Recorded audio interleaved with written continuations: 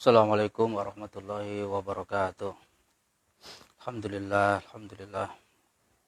Salatu wassalamu ala Sayyidina Muhammad ibn Abdullah wa ala alihi wa sahbihi wa mawala wa la hawla wa la quwata illa billah amma ba'da. Alhamdulillah, pada kesempatan malam hari ini kita akan mengaji bersama-sama kitab Bulughul Maram yang alhamdulillah baru dimulai pada malam hari ini, yang insya Allah kedepannya kita akan rutinkan setiap Rabu malam Kamis. Tadinya mau jam 8.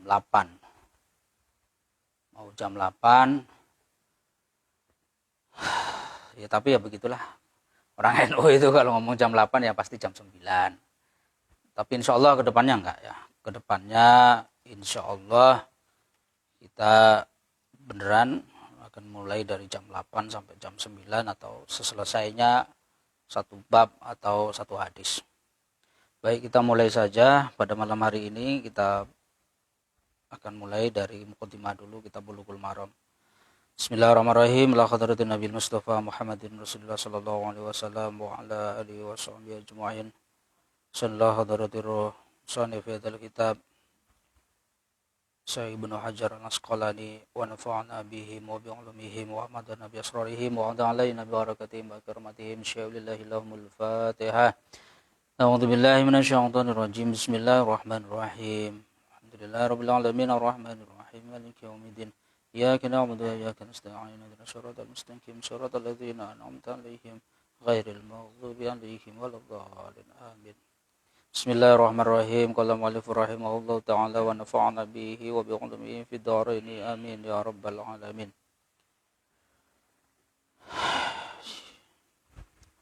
Kita mulai seperti biasa, kita memakai dimuratin dulu satu-satu, memakai bahasa Jawa baru nanti diartikan dengan bahasa Indonesia.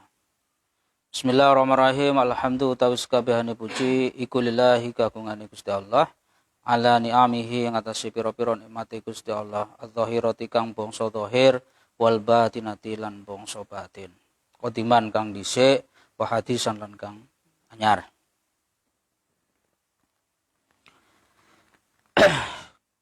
Setiap musonef,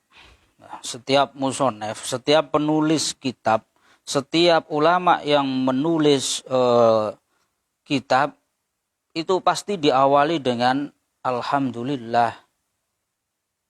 Hanya ada satu kitab yang tidak dimulai dengan alhamdulillah, yaitu kitab Alfiyah. Kitab Alfiyah Ibnu Malik itu tidak dimulai dengan alhamdulillah, tetapi dimulai dengan qala. Qala huwa Ibnu Malik. Ibnu Malik telah berkata. Tetapi di tengah-tengah baru ada alhamdulillah, karena beliau itu sudah yakin betul dengan apa yang mau dia tulis. Apa yang mau beliau tulis itu semuanya sudah ada dalam pikiran beliau, sudah ada semua, maka beliau berkata qala. Tapi ketika beliau jumawa berkata qala, hilang semua apa yang mau dia tulis. Akhirnya beliau memuji Allah juga, meskipun bukan di awal tulisan, tapi di tengah-tengah. Boleh nggak seperti itu? Boleh. Orang makan kalau lupa baca bismillah kan boleh dibaca di tengahnya, nggak jadi masalah. Jadi kita selalu diingatkan oleh musonef, dalam setiap kitab yang ditulis oleh para musonef, itu pasti akan diajak untuk kita bersyukur kepada Allah atas nikmat-nikmatnya, baik yang zahirah maupun batinah. Zahirah itu apa? Zahirah itu seperti kita menjadi orang Islam. Ya. Menjadi orang Islam ini adalah nikmat yang kelihatan.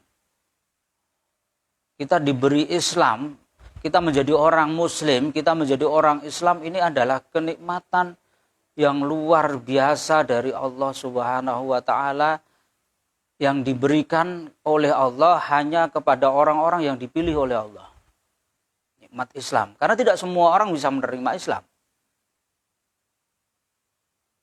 Hanya orang-orang yang dipilih oleh Allah yang mau menerima Islam. Termasuk nikmat dohir yaitu bagusnya rupa kita, bagusnya bentuk kita. Ada ganteng, ya kan? Sempurna nggak? Sempurna kita. Tangannya dua, kupingnya dua, hidungnya dua, lubangnya maksudnya. Kalau hidung cuma satu, lubangnya dua, matanya dua, ya kan? Sempurna bentuk kita. Kita harus bersyukur. Itu hal-hal yang dohir. Bersyukur.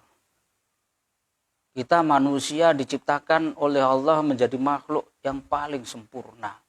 Sempurnanya makhluk Allah adalah kita, manusia, golongan manusia.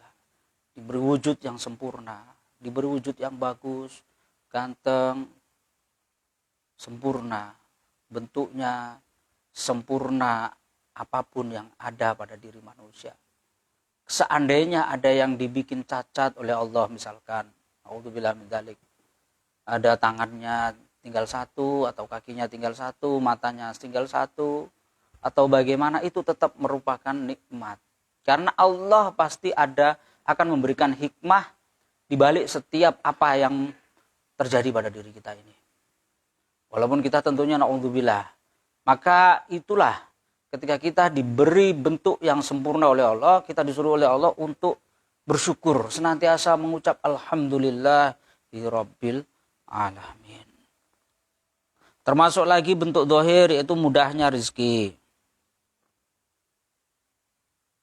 Adapun bentuk nikmat Allah yang berupa batinah, ya, yang tidak kelihatan, yaitu Allah menutup aib kita dan menutup dosa kita serta malu kita.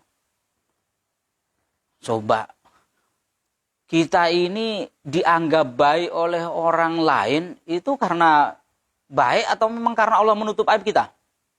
Coba Mas Bugi, Mas Budi, Mas Musa misalkan, punya aib nggak? Punya dosa nggak? Punya salah nggak? Yang mungkin ketika diperlihatkan akan membuat kita malu.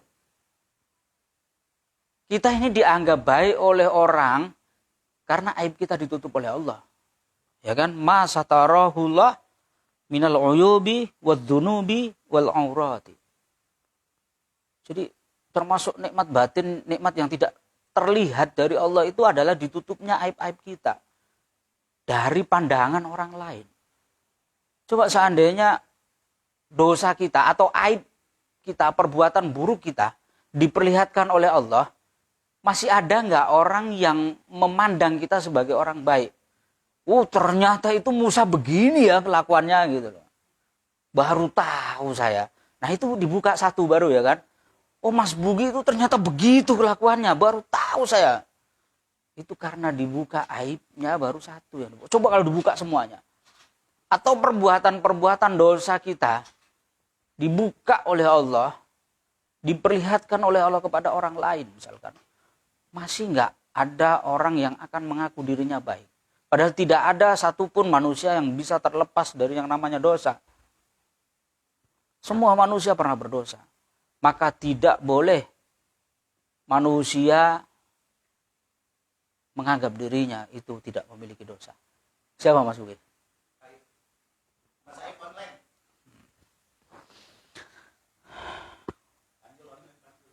Ya, ditutup atau diberikan nikmat oleh Allah qadiman, baik yang telah lampau, wahadisan dan baru.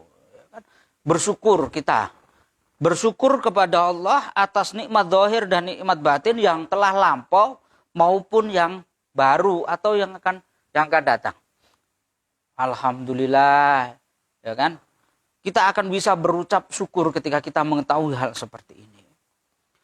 Wassalatu lan utawi sholawat wassalamu lan keselamatan iku ala nabihi muga tetep ing atase nabi ni Allah wa rasulihi lan utasane Allah rupane Muhammadin Nabi Muhammad sallallahu alaihi wasallam wa alihi lan aline nabi wa sahbihi lan sahabate nabi rupane alladzina wong akeh saru kang padha lumaku sapa alladzina finusrati dinihi ing dalem nulungi agamane nabi sairon kelawan lumaku hasisan kang semangat.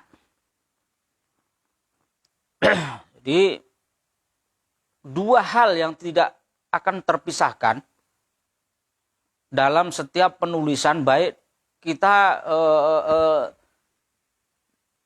yang kita ucapkan dalam mukadimah, kiai, ulama, ustadz atau siapapun ketika berbicara, ketika berpidato, dua hal ini nggak akan terpisah, yaitu alhamdulillah dan sholawat.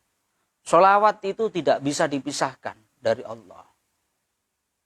Ketika kita menyebut alhamdulillah, maka kita pasti akan menyebut sholawat kepada Nabi kita. Ada orang yang berkata, kenapa sih kita mesti membaca sholawat? Apa kita tidak yakin bahwa Nabi kita itu masuk surga? Kok masih didoakan? Ini yang dinamakan tabaruk. Kebaikan yang sudah penuh kemudian ditambah lagi, maka akan luber. Air dalam satu gelas, air dalam satu ember, ketika diisi terus, dia sudah penuh tapi diisi terus, maka akan luber kemana-mana. Yang menikmati siapa? Tentu yang ada di sekelilingnya yang akan menikmati.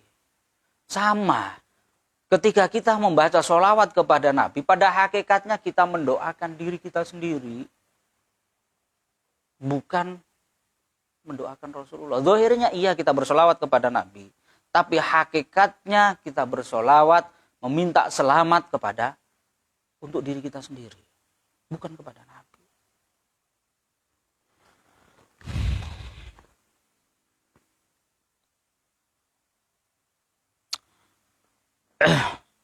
Jadi apa tadi? Nikmat yang qadim. Ini lupa. Nikmat yang qadim itu apa? Nikmat ketika kita ditiupin roh, ya kan, ditiup roh, itu nikmat yang luar biasa. Seandainya begini, Mas Bugi sudah jadi janin dalam kandungan, usia 4 bulan lebih 10 hari, kemudian tidak ditiupin roh, jadi Mas Bugi nggak jadi. Maka ini termasuk nikmat yang qadim. Ditiupnya roh kepada jasad kita ketika masih dalam kandungan, itu adalah termasuk contoh nikmat qadim yang diberikan oleh Allah kepada kita.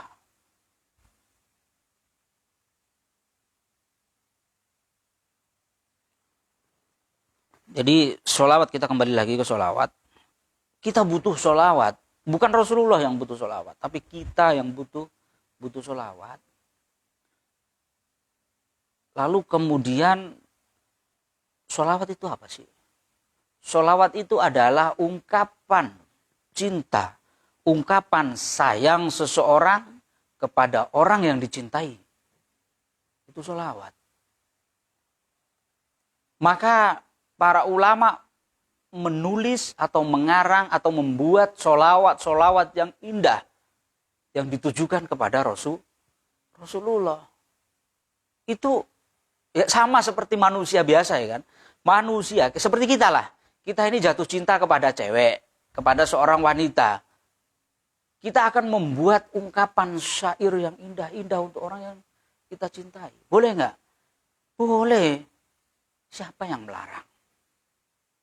Nggak ada yang melarang. Yang dilarang Rasulullah adalah sholawat batroh. Sholawat yang putus. Artinya tidak menyertakan wa ala alihi wa sahbihi wa salim. Itu yang dilarang oleh Rasulullah. Kita mau bikin sholawat semacam apa nggak jadi masalah. Yang penting jangan batroh. Batroh itu terputus. Artinya sholawat hanya kepada Nabi. Alinya Nabi tidak. Kepada sahabatnya Nabi tidak. Ini yang dilarang. Maka sholawat semuanya pasti wa ala alihi wa sahbihi wa salim. Itu yang dilarang. Yang dilarang tidak menyertakan itu. Artinya kita boleh saja membuat sholawat pujian terhadap apapun, pujian berbentuk apapun kepada Rasulullah, tetapi jangan meninggalkan wa ala alihi wa sahbihi wa salim. Ini jangan ditinggal. Kenapa ketawa? Ada siapa? Kalau ada kaji jihad. Guru saya, penasehat juga. Penasehat GMNU Pusat itu guru saya, Haji Jihad. Owner Rojak Sekolah Medan. Wah, jadi promosi ini. Jadi promosi sama Abuya Muhammad Jihad LC, MM, LCD.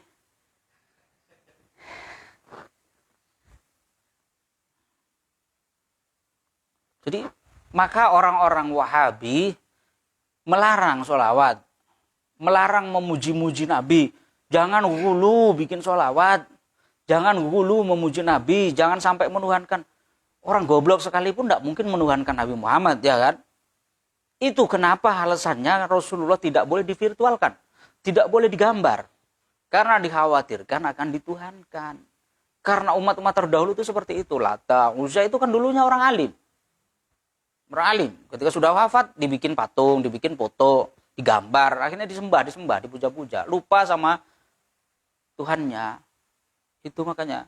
Jadi orang sekarang ini sebodoh apapun orang Islam sekarang tidak mungkin menuhankan Rasulullah. Hulu, batasan hulu itu seperti apa? Batasan hulu ketika manusia memuji manusia, batasannya adalah menuhankan manusia itu sendiri. Wajar ketika kita berlebihan dalam mencintai Rasulullah, memuji Rasulullah, wajar. Dan orang lagi pacaran aja bilang, aku tak bisa hidup tanpamu, dek. Ya kan? Itu manusia biasa loh. Tak bisa hidup, padahal nanti pacarnya kawin sama orang lain, ya dia kawin lagi sama yang lain, ya kan? Gak bisa hidup, kok gak ikut mati? Sama, gak jadi masalah. Hulu kita kepada Rasulullah itu ya jadi masalah. Hulu batasannya seperti apa sih yang dimaksud hulu itu? Kan batasannya sampai menuhankan. Kita kan gak mungkin menuhankan Rasulullah. Maka para ulama berlomba-lomba membuat sholawat yang indah. Anta syamsun, anta badrun, anta nurun fauqa nuri. Ini dipermasalahkan loh sama orang-orang Wahabi ini. Anta nurun fauqa nuri. Ini kan nurnya manusia dengan manusia tentunya, ya kan? Yang dimaksud anta nurun, engkau cahaya ya Rasulullah, fauqa nuri, di atas cahaya. Dipikirnya orang-orang Wahabi, nurnya Nabi ini di atas nurnya Allah, kan nggak mungkin. Manusia tentu bandingannya dengan manusia. Manusia dibandingkan dengan Tuhan, ini kan goblok yang membanding-bandingkan begitu. Pakai bahasa begitu. Ya, saya kalau ngaji juga begitu. Jadi sampai segitunya Syekh Al-Barzanji menulis pujian untuk Rasulullah. Anta nurun fauqa nuri. Rasul yang ada banyaknya 313, Nabi yang banyaknya 124.000 itu kan terbuat dari nur semua. Itu diikat jadi satu. Udahlah, nggak usah manusia yang awam.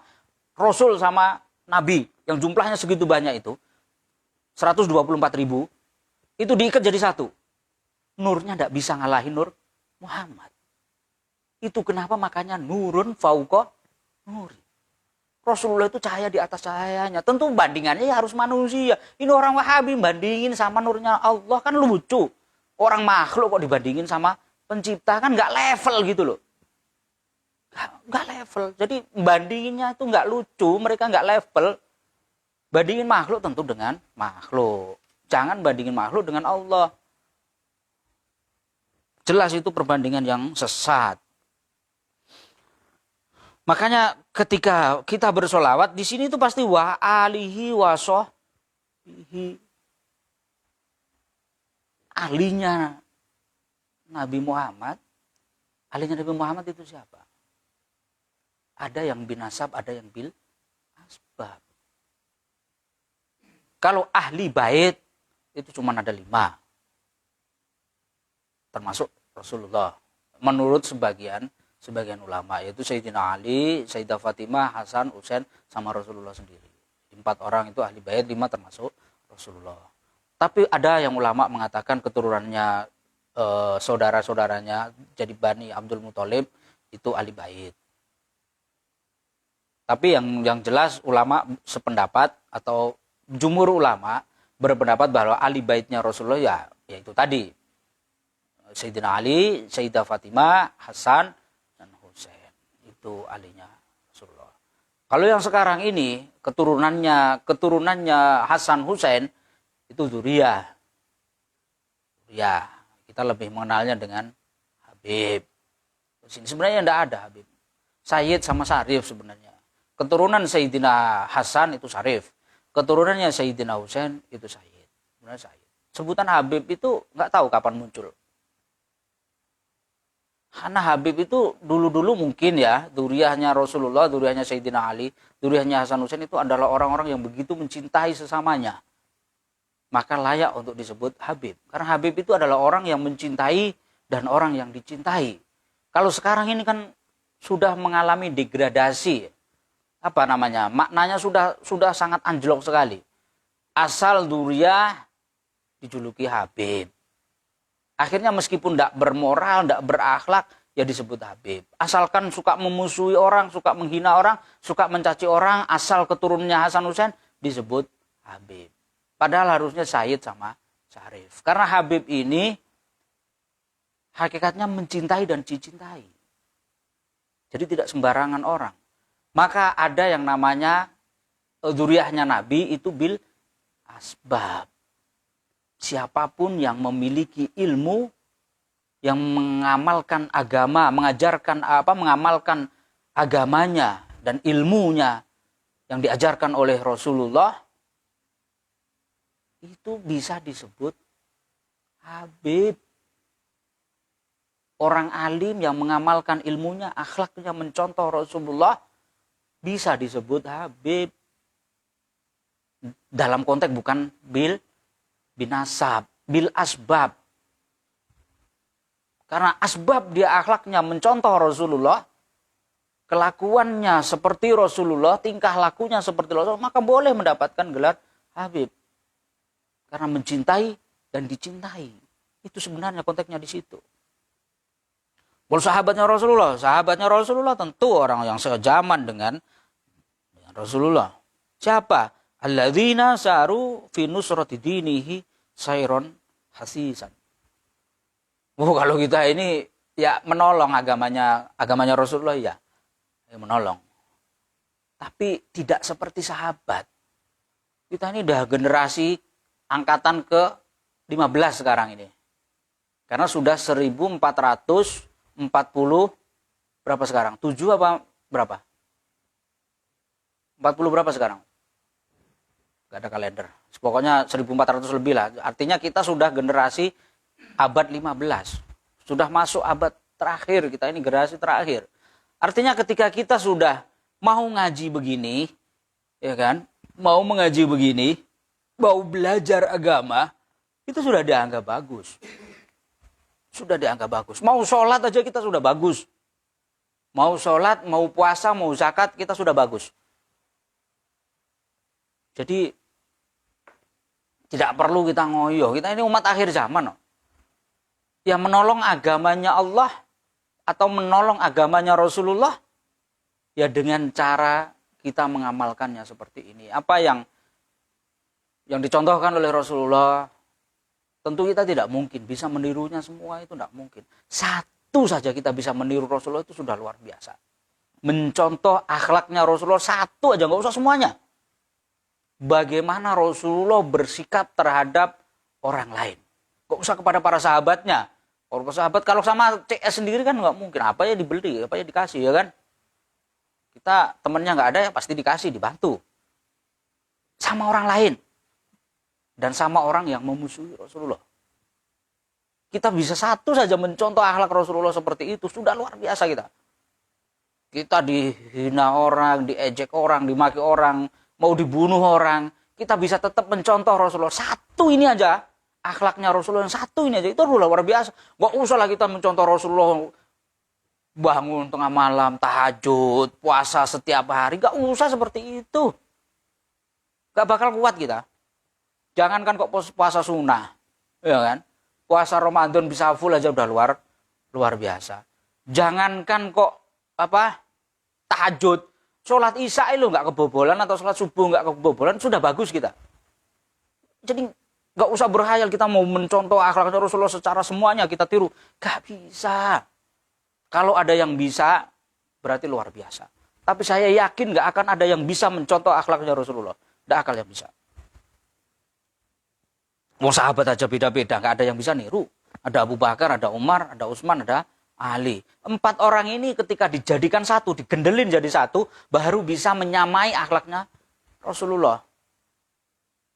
Bagaimana Rasulullah yang penyayang, penyabar seperti Abu Bakar.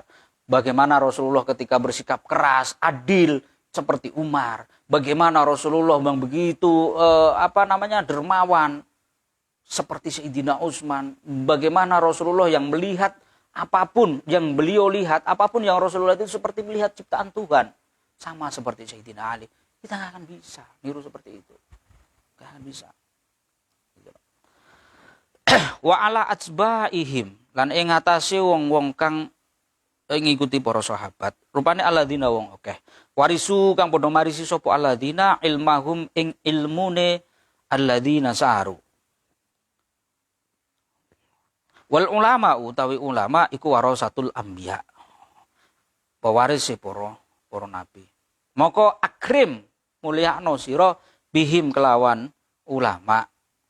Warisan ing wong kang marisi wa maurusan lan wong kang den warisi. Kita ini bukan, maka ketika sudah menyebut sahabat pasti tabiin disebut. Kemudian ulama. Udah tingkatnya itu udah bala sahabat, tabiin, udah ulama. Ya, tabiin itu ya termasuk ulama-ulama itu tadi. Karena di sini wal ulama'u warasatul anbiya. Maka ketika sudah begitu akrim bihim warisan wa maurusan. Ini di mana penjelasan? Jadi hadis wal ulama'u warasatul anbiya itu dikeluarkan oleh Imam Ahmad. Kemudian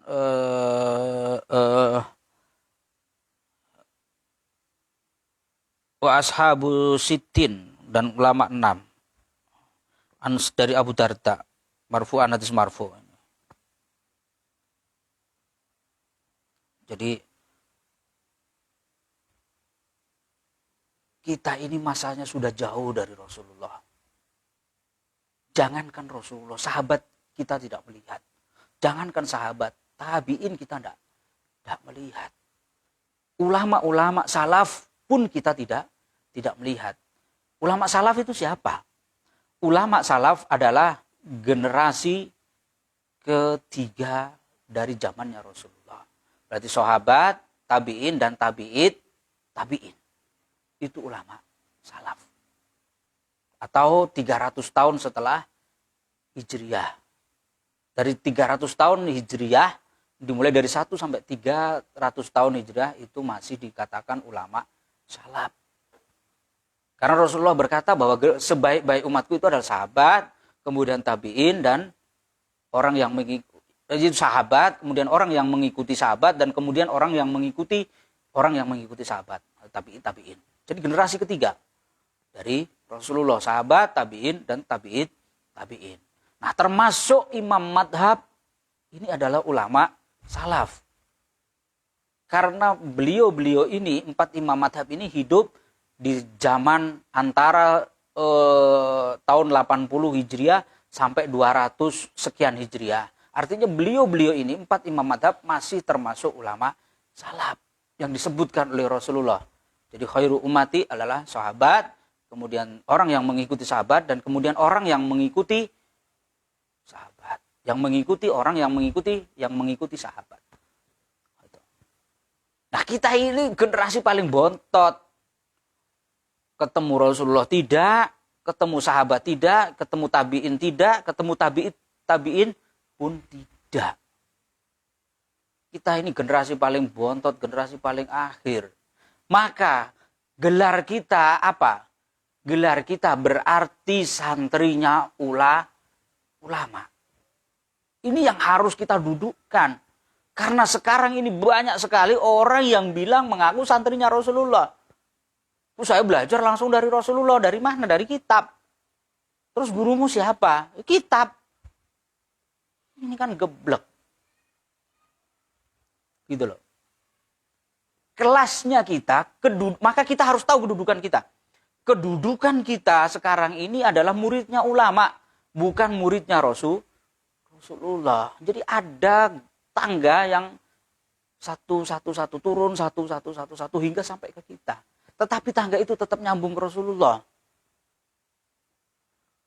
Jadi nggak usah kita kok gaya. Benar. Semuanya harus kembali ke Quran dan Sunnah, itu benar, tidak salah. Tidak ada yang membantah hal itu. Tetapi kita ini santrinya ulama, muridnya ulama, maka kita harus belajar sama ulama di atas kita. Bukan ngaku-ngaku belajar kita dengan Rasulullah.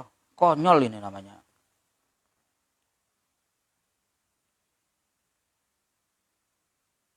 Amma ba'du. Fahada mungko utawi iki kitab iku mukhtasarun kang den ringkas.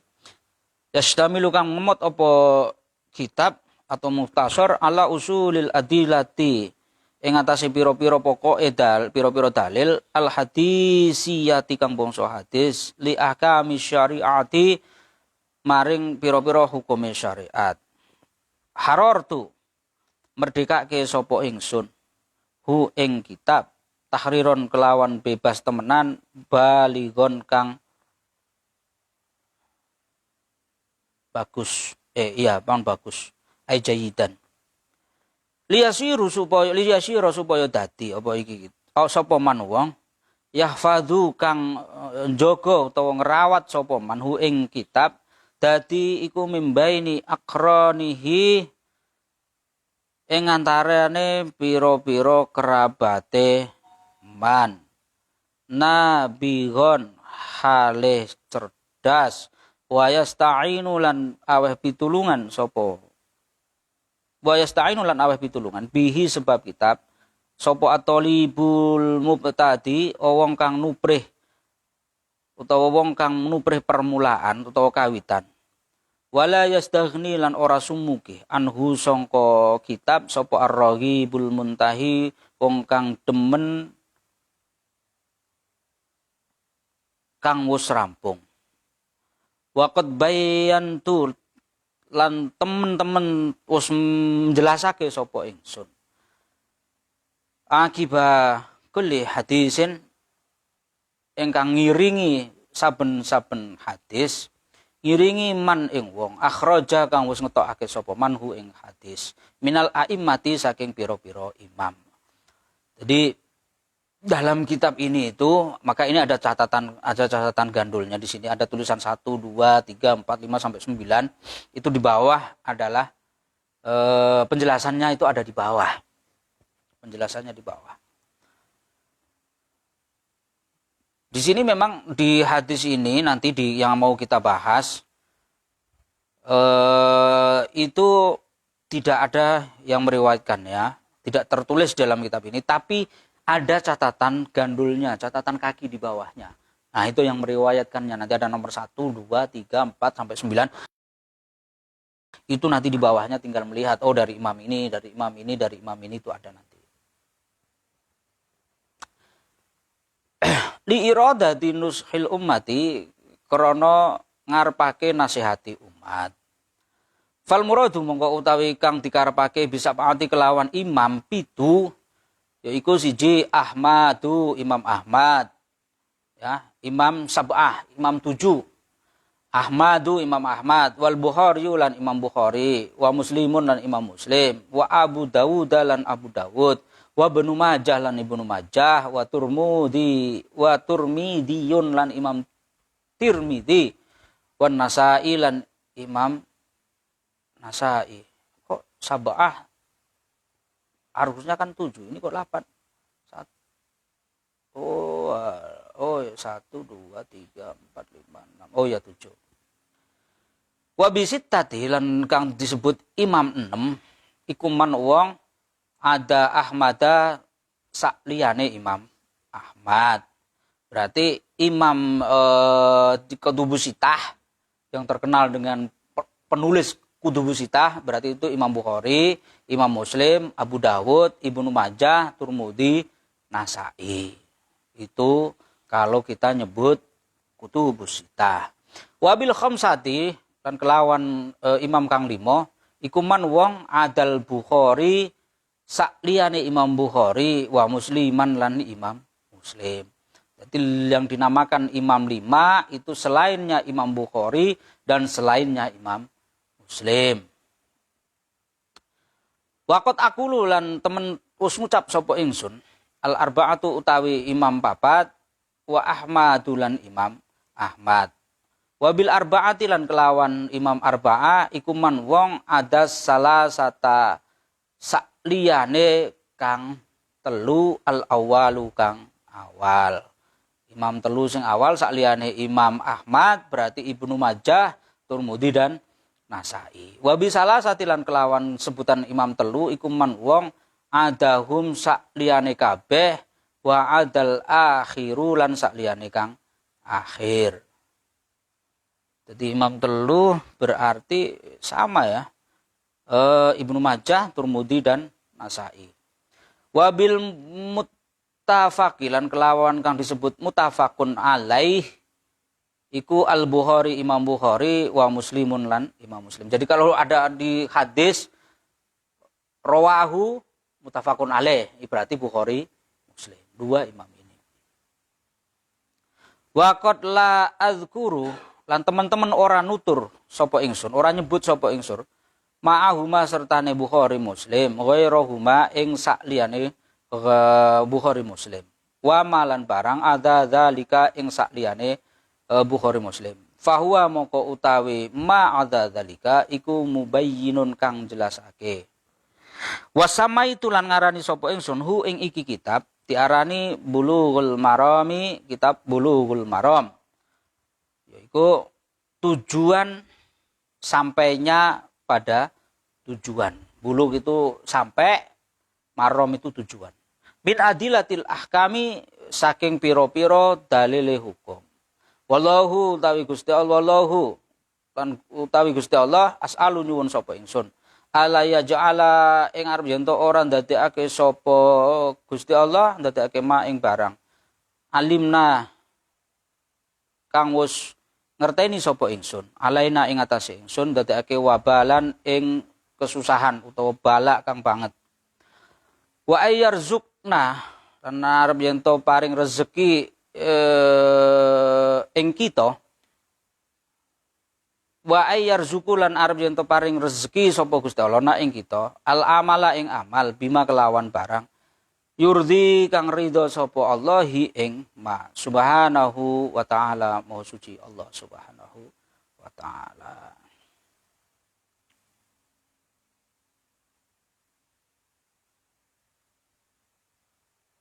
Jadi Imam Ahmad di sini yang dimaksud nomor 2 itu Imam Ahmad adalah Imam Ahmad bin Hanbal.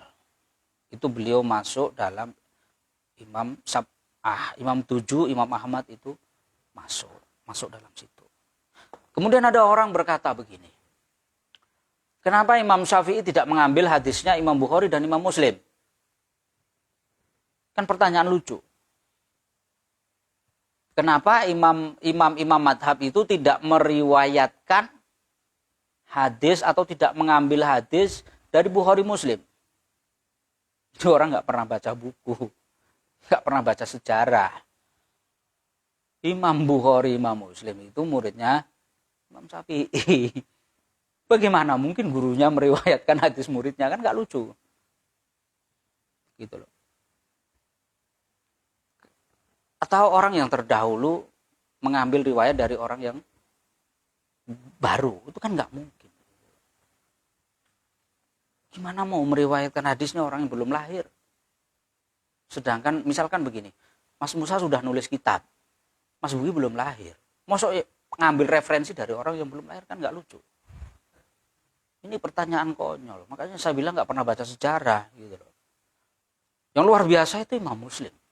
Imam Muslim itu pernah berkata, seandainya ulama akhir zaman setelahku, itu ada di dalam mukadimah kitab beliau, Sahih Muslim itu.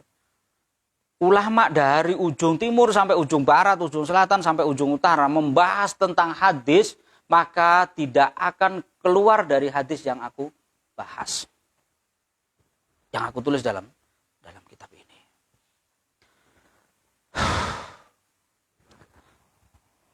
Jadi berharap musonef yang menulis kitab ini, kitabnya ini bisa memberikan pertolongan, memberikan manfaat, dan orang yang mengamalkan kitab ini, membaca kitab ini, menjaga kitab ini, dianggap kerabatnya Ibnu Hajar al-Asqalani.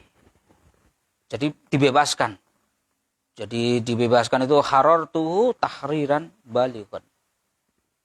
Bebas, dimerdekakan, dibebaskan. Siapapun boleh mengamalkan isi kitab ini, mengajarkan isi kitab ini, itu sudah diberikan kebebasan oleh penulis kitab ini, jadi aman. Namun saya juga pernah ngaji kitab ini pada guru saya.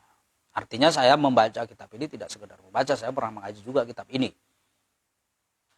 Ya, berapa tahun mungkin sudah, berapa ya? Saya umur 15 tahun kalau nggak salah ngaji kitab ini. Senawi kelas 2 itu berapa tahun? SMP kelas 2. 15 tahunan ya? Iya, berarti 15 tahun. Kalau sekarang saya umurnya sudah 40, 25 tahun. Berarti kitab ini sudah saya ngaji kitab ini sekitar 25 tahun yang lalu.